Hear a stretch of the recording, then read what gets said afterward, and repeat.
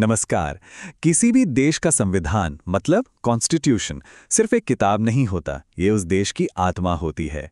एक ऐसी rule book जो करोड़ों लोगों का आज और कल तय करती है। पर सोचिए, जब वक्त बदलता है, समाज बदलता है, तो क्या नियमों को नहीं बदलना चाहिए? आज हम भारत के संविधान की इसी कमाल की ताकत को समझने वाले हैं कि कैसे ये इतना मजबूत होते हुए भी समय के साथ खुद को बदल सकता है। और यही है वो बड़ा सवाल जिसके इर्द गिर्द हमारी आज की ये पूरी पड़ताल घूमेगी। एक ही दस्तावेज एक ही समय में पत्थर की तरह मजबूत और पानी की तरह लचीला कैसे हो सकता है। हम देखेंगे कि हमारा संविधान इस मुश्किल से दिखने वाले बैलेंस को कैसे बनाता है और क्यों इसे एक लिविंग डॉक्यूमेंट यानी एक जीवंत दस्तावेज कहा जाता है। तो चलिए देखते हैं आज हम क्या क्या जानने वाले हैं। सबसे पहले हम संविधान के कुछ बहुत ही खास नियमों पर नजर डालेंगे। फिर हम संविधान को बदलने के तरीके को समझेंगे। उसके बाद हम उस हिस्से की बात करेंगे जिसे बदला ही नहीं जा सकता। और आखिर में हम समझेंगे कि यह पूरा संतुलन काम कैसे करता है। तो ठीक है, शुरू करते हैं।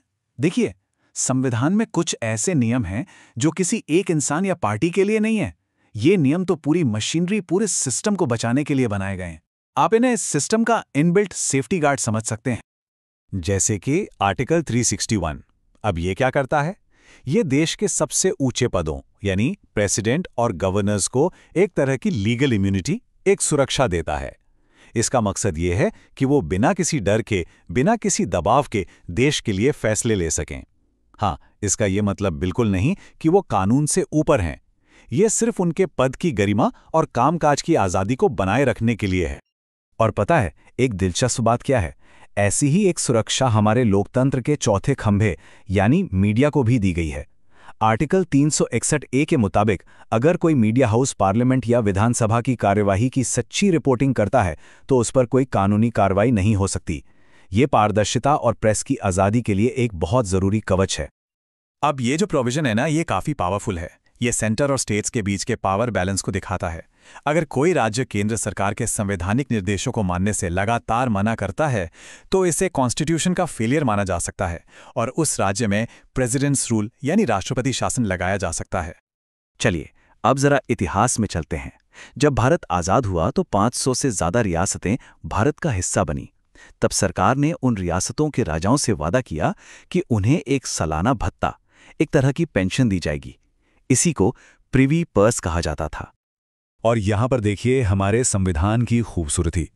1971 में सरकार ने एक सिंपल ऑर्डर से इस प्रीवी पर्स को खत्म करने की कोशिश की, लेकिन मामला सुप्रीम कोर्ट पहुंचा और कोर्ट ने कहा नहीं, आप ऐसा नहीं कर सकते, ये असंवैधानिक है।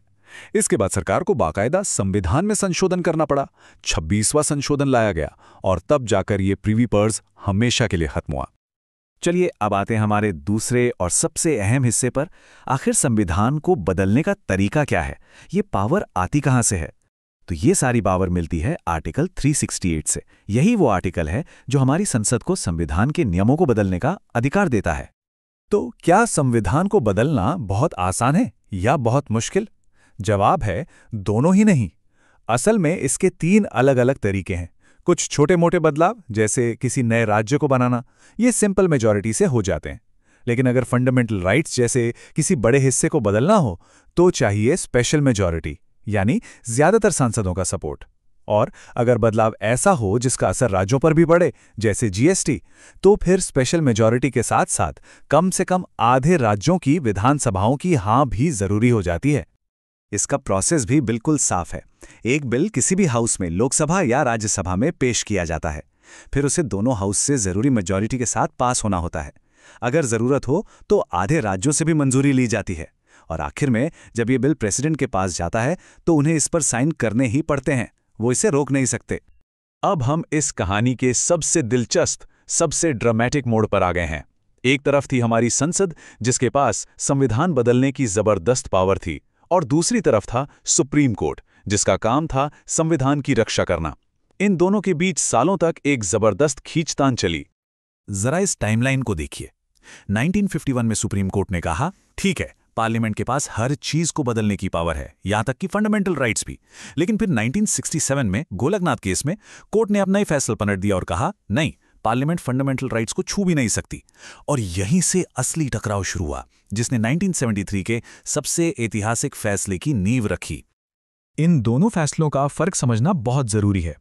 गोलकनाथ केस ने तो पार्लियामेंट की पावर पर एक तरह से पूरा ताला ही लगा दिया था, लेकिन केशवानंद भारती केस में सुप्रीम कोर्ट ने एक बीच का रास्ता निकाला। कोर्ट ने कहा, ठीक है, पार्लियामेंट संविधान को बदल सकती है, फंडामेंटल राइट्स को भी, लेकिन वो संविधान की आत्मा को, उसके बेसिक स्ट्रक्चर यानी मूल ढांचे को नष्ट नहीं कर सकती। तो ये मूल ढांचा या बेसिक स्ट्रक्चर आखिर है क्या? सोचिए कि संविधान एक इमारत है, तो बेसिक स्ट्रक्चर उस इमारत की नींव है। इसमें लोकतंत्र, धर्मनिरपेक्षता, कानून का राज जैसी बुनियादी चीजें शामिल हैं। सुप्रीम कोर्ट ने साफ कहा, आप इमारत में नए कमरे बनाइए, दीवारों का रंग बदलिए, जो करना है करिए, लेकिन आप नींव को हाथ नहीं लगा सकते।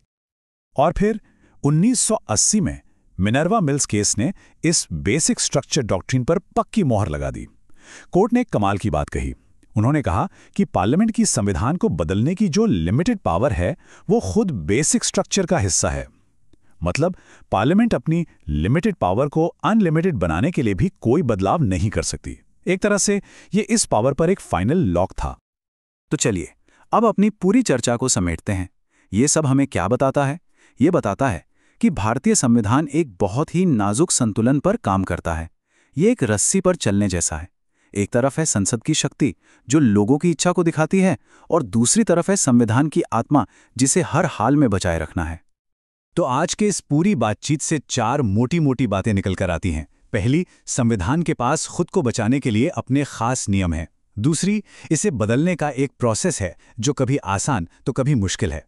तीसरी, संसद के पास बहुत पावर है, लेकिन ये पावर अनलिमिटेड नहीं है। और चौथी और सबसे जरूरी बात, सुप्रीम कोर्ट एक गार्जियन की तरह खड़ा है जो ये पक्का करता है कि कोई भी बदलाव संविधान की आत्मा को ना मिटा दे।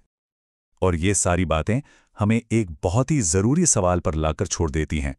अगर संविधान का बेसिक स्ट्रक्चर इतना जरूरी है कि उसे कोई छू नहीं सकता, तो ये कौन तय करेगा कि उस बेसिक स्ट्रक्चर में क्या-क्या आता है, और क्या ये लिस्ट समय के साथ बदल सकती है? यही वो सवाल हैं जो भारतीय संविधान को सिर्फ एक किताब नहीं, बल्कि एक लगातार चलने वाली बहस और एक सचमुच का जीवंत दस्तावेज बनाते हैं।